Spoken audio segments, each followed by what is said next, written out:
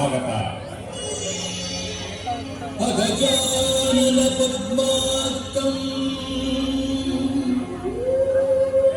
ಗಜಾನನಮಹರ್ನಿಶಂ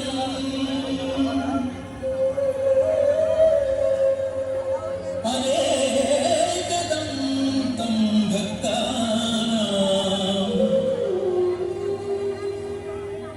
ಏಕದಂತಂ ಉಪಾಸ್ಮಹೇ.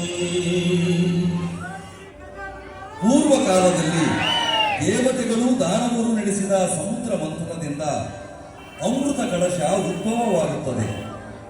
ಆ ಅಮೃತ ಕಳಶ ದಾನವರ ಪಾಲಾಗದೆ ದೇವತೆಗಳಿಗೆ ಮಾತ್ರ ಸಿಗಬೇಕೆಂಬ ಉದ್ದೇಶದಿಂದ ಶ್ರೀ ವಿಷ್ಣುದೇವ ಮೋಹಿನಿ ರೂಪ ತಾಳಿ ಆ ಅಮೃತ ಕಳಶವನ್ನು ತೆಗೆದುಕೊಂಡು ಹೋಗುವಾಗ ಅದರಿಂದ 4 ಹನಿಗಳು ಭೂಮಿಯ ಮೇಲೆ ಹರಿದ್ವಾರ, ಉಜ್ಜಯಿನಿ, ನಾಸಿಕ್ ಹಾಗೂ ಪ್ರಯಾಗ್ರಾಜ್ಗಳಲ್ಲಿ ಬೀಳುತ್ತವೆ. ಆ ಕಾರಣ ಅವು ಪರಮ ಪುಣ್ಯ ಕ್ಷೇತ್ರಗಳಾಗಿವೆ. ಭಕ್ತರೇ, ಕಳಶದಿಂದ ಅಮೃತ ಬಿಂದುಗಳು ಬಿದ್ದ ಆ ಸಮಯ, ನಕ್ಷತ್ರ ಮತ್ತೆ ಕೂಡಿದಾಗ ಈ ಕ್ಷೇತ್ರಗಳಲ್ಲಿ ಹರಿಯುವ ನದಿಗಳಲ್ಲಿ ಪುನಃ ಅಮೃತ ಉತ್ಪತ್ತಿಯಾಗುತ್ತದೆ. ಅದೇ ಸಮಯದಲ್ಲಿ ಆ ನದಿಗಳಲ್ಲಿ ಸ್ನಾನ ಮಾಡಿದರೆ ಪಾಪ ಪರಿಹಾರವಾಗಿ ನಿಮ್ಮ ಜೀವನ ಪಾವನವಾಗುತ್ತದೆ. ಗುರುಗಳೇ, ಎಲ್ಲೆಡೆ ಮಹಾಕುಂಭ ಮೇಳದ ಚರ್ಚೆ ಮಾಡುತ್ತಿದ್ದಾರೆ. ಏಕೆ ಮಹಾಕುಂಭ ಮೇಳಕ್ಕೆ ಹೊರಟಿದ್ದಾರೆ?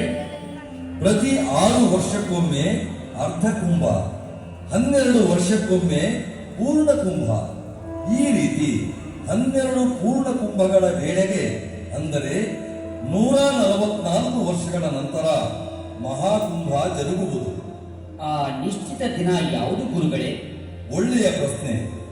ಭಕ್ತರೇ, ಸೂರ್ಯ, ಚಂದ್ರ, ಗುರು ಹಾಗೂ ಶನಿ ಒಂದೇ ರೇಖೆಯಲ್ಲಿ ಬಂದು ಅವುಗಳ ಕಿರಣ ಭೂಮಿಯಲ್ಲಿ ಹರಿಯುವ ನದಿಗಳ ನೀರನ್ನು ಸ್ಪರ್ಶಿಸಿದಾಗ ಮಹಾಕುಂಭದ ಅಮೃತ ಸ್ನಾನ ಜರುಗುವುದು. ಗುರುಗಳೇ, ತ್ರಿವೇಣಿ ಸಂಗಮದ ಪ್ರಯಾಗದಲ್ಲೇಕೆ ಸ್ನಾನ ಮಾಡಬೇಕು? ಅದರ ಮಹತ್ವವೇನು? ಭಕ್ತರೇ, ನಮ್ಮ ಭರತ ಭೂಮಿ ಪುಣ್ಯ ನದಿಗಳಿಂದ ಪ್ರಸಿದ್ಧವಾಗಿದೆ. ಹಿಮಾಲಯದ ಗಂಗೋತ್ರಿಯಲ್ಲಿ ಉಗಮವಾಗಿ ಹರಿಯುವ ಗಂಗಾ ನದಿ,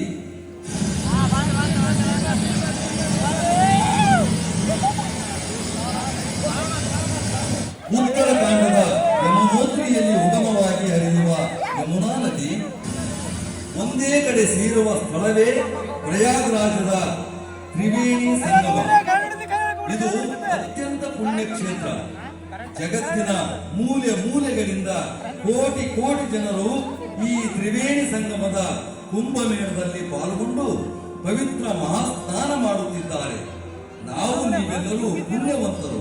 ಏಕೆಂದರೆ 144 ವರ್ಷಗಳ ನಂತರ ಮಹಾಕುಂಭದಲ್ಲಿ ಪಾಲ್ಗೊಳ್ಳುವ ಅವಕಾಶ ನಮಗೆ ಸಿಕ್ಕಿದೆ. ಬನ್ನಿ. ಆಗಲಿ ಗುರುಗಳೇ, ನಿಮ್ಮ ಆಜ್ಞೆಯಂತೆ ನಾವೆಲ್ಲರೂ ಪ್ರಯಾಗ್ರಾಜ್ಗೆ ಬಂದು ಮಹಾ ಸ್ನಾನ ಮಾಡುತ್ತೇವೆ. ಪಾಪ ವಿಮುಕ್ತರಾಗಿ ನಮ್ಮ ಜೀವನವನ್ನು ಪಾವನ ಮಾಡಿಕೊಳ್ಳುತ್ತೇವೆ.